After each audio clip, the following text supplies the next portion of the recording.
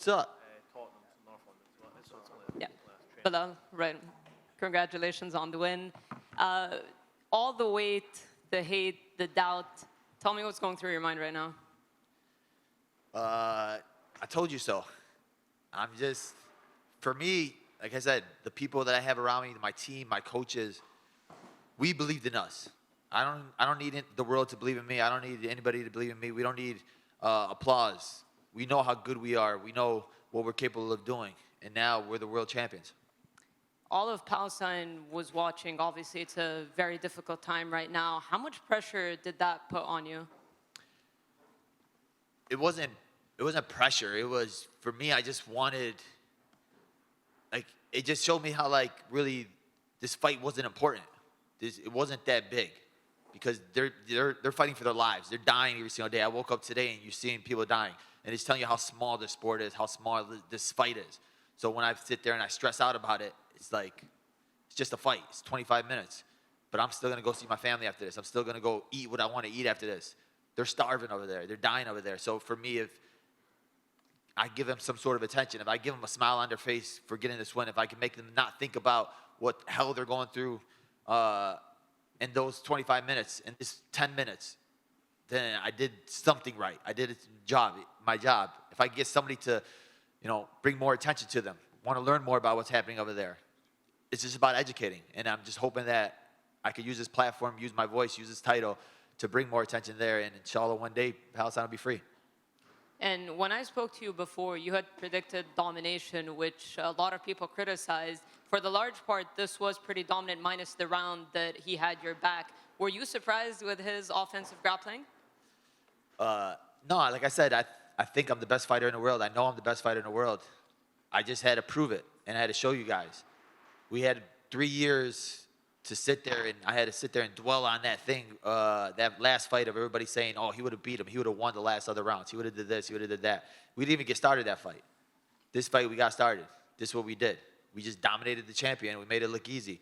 And we did it better than Kobe did, better than Usman did. And, they're national champ wrestlers. They're this, and this. We went to Bogan High School. Shout out to Lou Taylor. And a little bit maybe of a scare, maybe you would say otherwise, but when he reversed position and he cut you open, what was going through your mind in that? I was stupid. It was just literally mind lapse. I was trying to switch to the mount, and then he ended up turning it real fast, and he had a good elbow. But, yeah, can never let that happen again. And one last one from me. I don't know if you saw Shavkat Rakhmonov tweeted. He basically called you out. It was respectful. He said, you promised that you would defend your title against me. Would you be interested in defending against Shavkat first? Yeah, of course. I mean, I've literally never turned down a fight. I never backed down from anybody. I've had so many people turn down fights against me. So now I'm at the top. I'm the man. And for me, now cementing my legacy as the best welterweight to ever do it. I'm not going to sit there and call out these random guys and everything. Who's next in line? Who's the best in line? And I'm going to show you what I am, what I could do. They thought Leon could walk through me. Now I'm going to walk through all these other guys. Paul, in the front right here. Kind of going off of that, what do you want your reign to look like? Do you want just to fill up the rubies? Do you want to be double champ? What do you want your title reign to look like? I want to be considered the best welterweight to ever do it. People laughed at it when I said it the other day, and they were like, oh, he said he compared himself to GSP. Ha ha, what an idiot.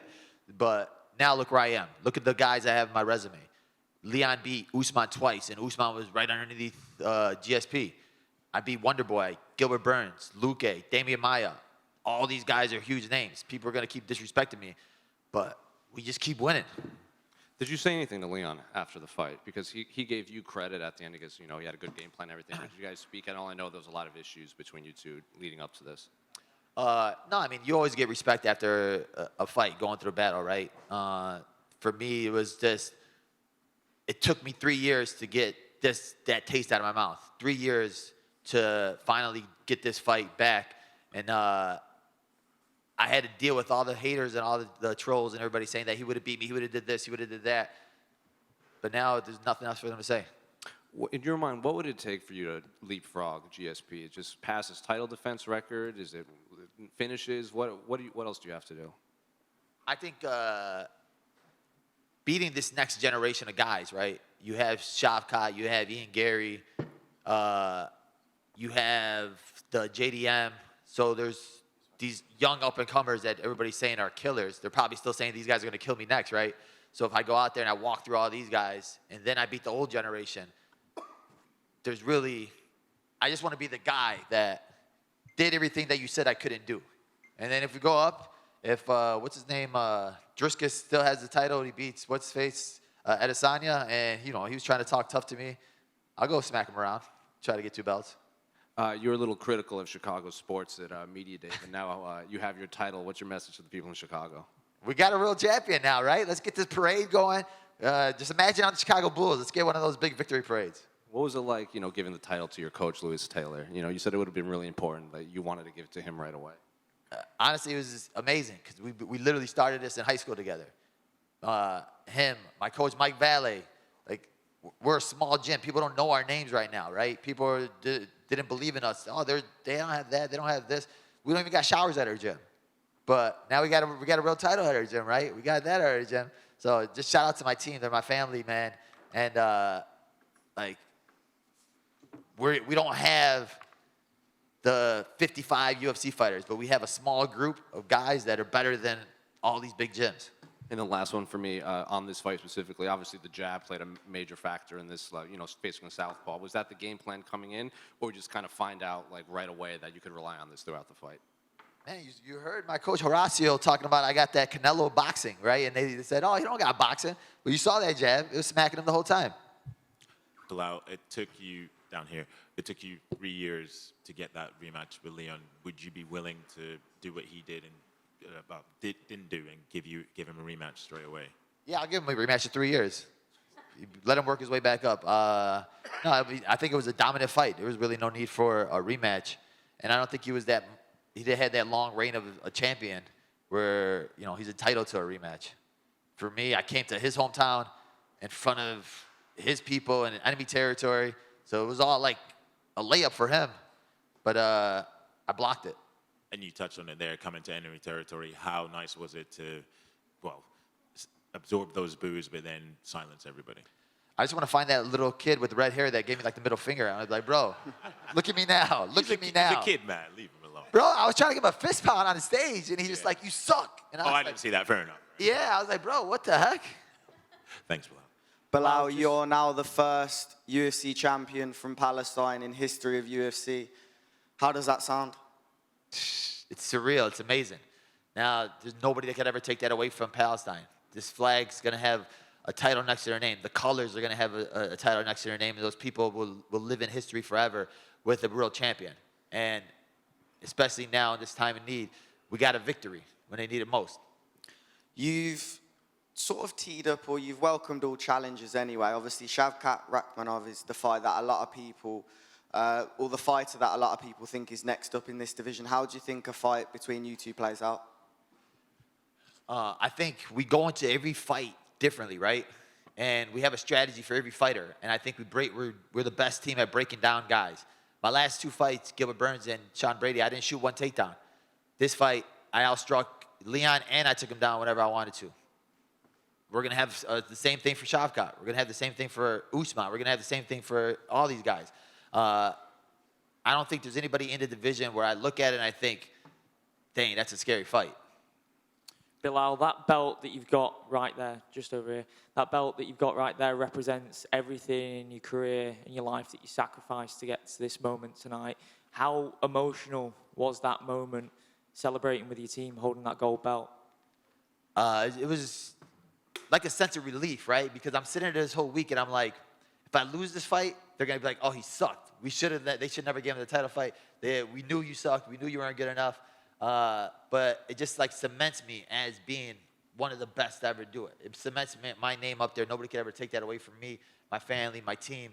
We got a title now. I had the gold next to my name. And I'm just going to continue beating everybody they put in front of me.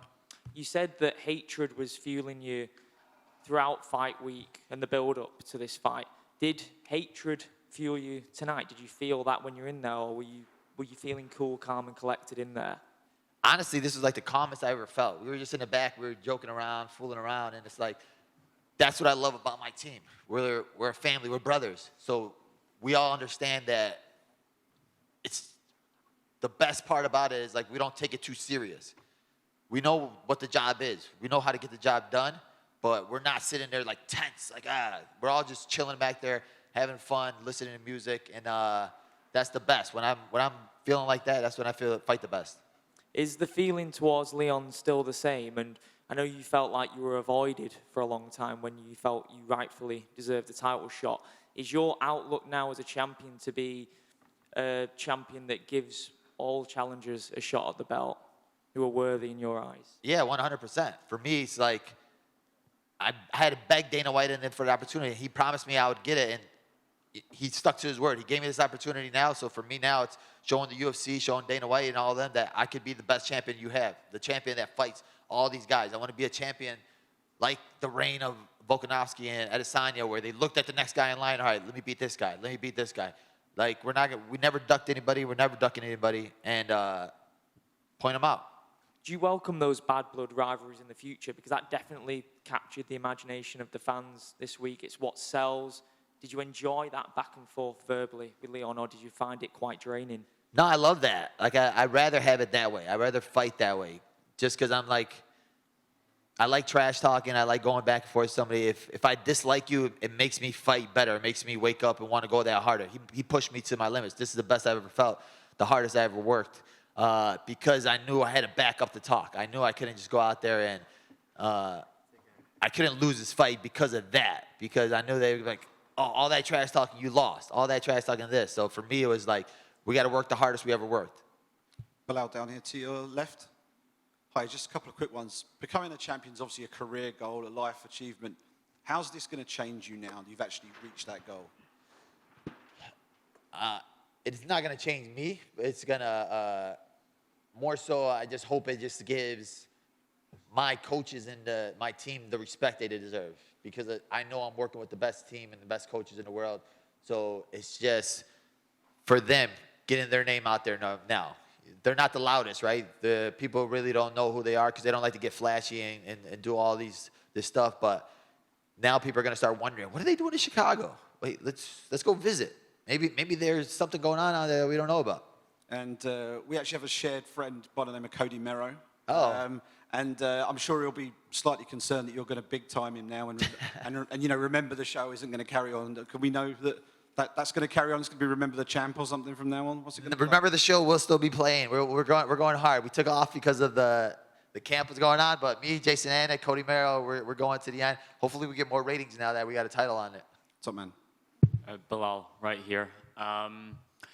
Leon Edwards referred to you as a stepping stone towards his goals. He was looking past you a little bit. Did that just motivate you, hearing what he was saying on fight week? He was scoffing at you at the press conference. I stepped on him. So we're nobody's stepping stone. I told you how good I was. I told you that he was avoiding me for those 3 years for a reason. We went out there and you showed you why. There's nobody that's going to sit there and step over me. And how amazing was it to win the UFC title with your father in attendance?